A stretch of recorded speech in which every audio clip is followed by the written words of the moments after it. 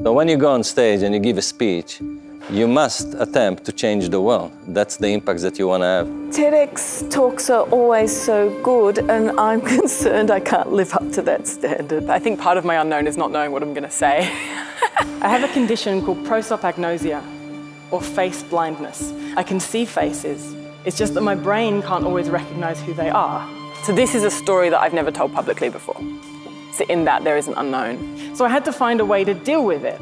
So I developed a genius hack, and I want to share my genius hack with you. You need to deliver a great idea as well, an idea that is worth spreading. And that's a challenge, but it's a good challenge because it makes you work out exactly what really is the crux of what you're saying. Don't forget this one thing. You can memorize anything you want to. You've just got to know the methods. This is a very different process, and it's really challenged me. It's really made me step into the unknown. Rather than seeing death as an obstacle that must be overcome, we see it as an opportunity for connection, for renewing our appreciation for existence, and for remembering the meaning and purpose of life. Your life is so short. Live it. Feel your life every day while you can. It was my kids that pushed me forward.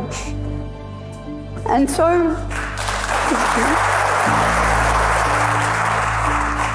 because for me, it was more important to be the best example to my 5 daughters so that they could learn to live freely and independently without that weight of guilt that I had been burdened with.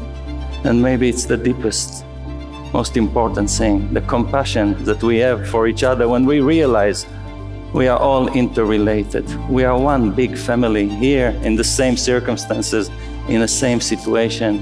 We are family. You demonstrated to me a world in which where one person is willing to reach out and to share the burden of another human being, that is the world in which I want to live. Choosing to be vulnerable in the face of challenge, in the hope that it rewards not only me, but all of us with the most delicious thing in the world, connection.